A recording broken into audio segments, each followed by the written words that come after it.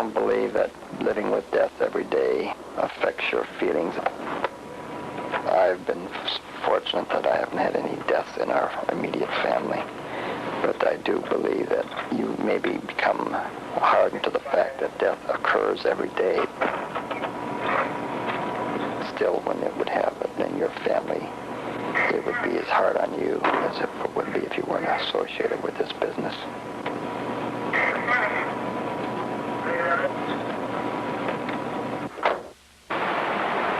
You hear a lot of jokes about our profession because there's not a lot of people that know what you actually do.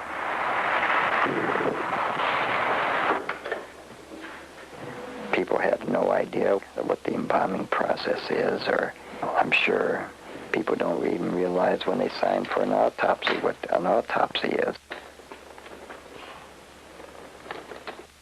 People will joke about professions or jobs they don't know anything about. So you just kind of joke back with them is the way I put it off, but I never get upset about it.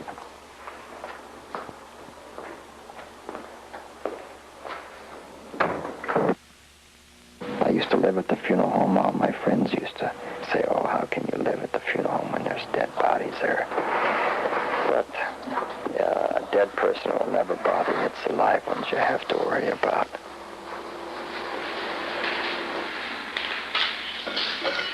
I always kind of knew that I'd work for my grandfather and father. I used to think about what it would be like working at the funeral home, and so I used to go down there and spend some time. And I remember when I got my first dark suit, everybody who was ribbing me. I graduated from 8th grade in St. Joseph's School here in Hammond, and I was probably the only one that had a real dark blue suit on. So everybody was kidding me, boy, you'll be going to work for your dad real soon now.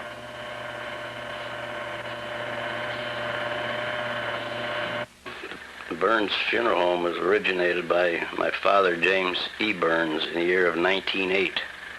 Previously to that, he was in the grocery and market business, of which he was the butcher in the store. And a slight depression came about that time, and the store closed. And he frequented a funeral home in his area quite a bit. So he got the idea that he'd like to go into the funeral business himself.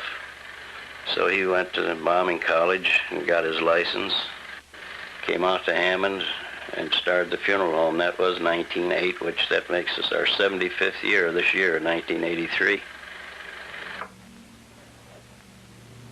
My job has changed over the years. When I first came to work, I was more like an understudy. Most families, when they come in, they usually expect to talk to somebody older, because I can remember many times I'd introduce myself as Mr. Burns, and they said, well, we want to talk to Mr. Burns Sr., because they've either dealt with him before in the years past, and that's who they remember when they come to the funeral home. Hello, this is Tom Burns. Can I help you? Larry family? Yes. I'm Tom Burns. Today, my father stepped aside, and I do 90% at least of the arrangements of the funerals. Have a seat there. So when families are starting to come in now, they'll ask for me, because over the last few years I've dealt with most of the families. I'm sure when the time comes that I'll step aside, and hopefully one of my sons will step into my shoes and sit behind a desk, and people will be asking for Mr. Burns, and they'll be meaning them and not me.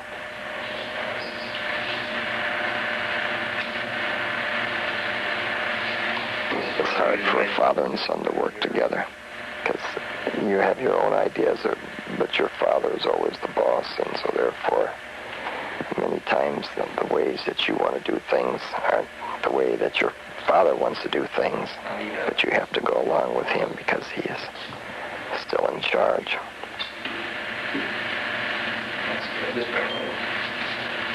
Like Danny still doesn't understand that it takes a lot of dedication to work with families in this business. Bring a big one.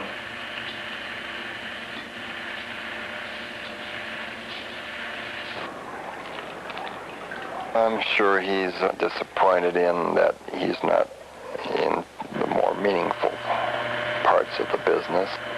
He doesn't appreciate having to wash the cars and cut the grass and do the painting now, but that's how we all started. So therefore, a young man right out of mortuary school will find it difficult to become the funeral director that he might think he should be at that point. It's difficult to talk dollars with a family that's just lost somebody. You try to get to know the family, and in that short period of time, you try to make them feel like they're dealing with somebody who cares. Have you thought about what day you'd like to have? One of the first things we do after the family arrives is we sit down and take down all the family history. We always ask them to bring in a picture of a woman so that we can have her hair done and make her look as closely as she looked before. So I think the family realizes that you're trying to be helpful and understanding. They're entrusting their loved one with somebody now they know, now they are comfortable with.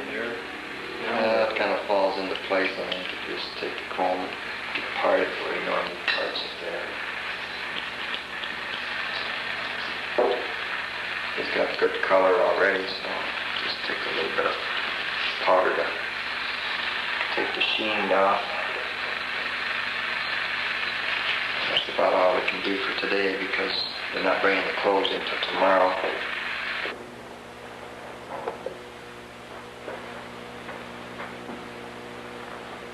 Working around the funeral home can be draining on you mentally also. It's you're working with people that are grieving all the time.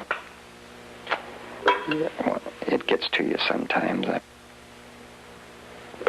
Last year we had one of our biggest funerals, and that was a young girl that was a senior in high school, and she was a cheerleader and had everything to look forward to, and she took her own life because she wasn't accepted by some of her classmates. And it was a difficult funeral for the family as well as everyone involved, I believe.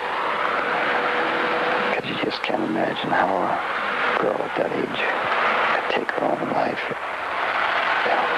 If she'd only realized in a couple of months she'd graduated and she'd be making new friends at a new school. And sometimes you even wonder yourself, why these young people have to die like that. And of course, you really feel bad, and you can relate if you have children and think, boy, it must be terrible to lose a child, a teenager or so forth.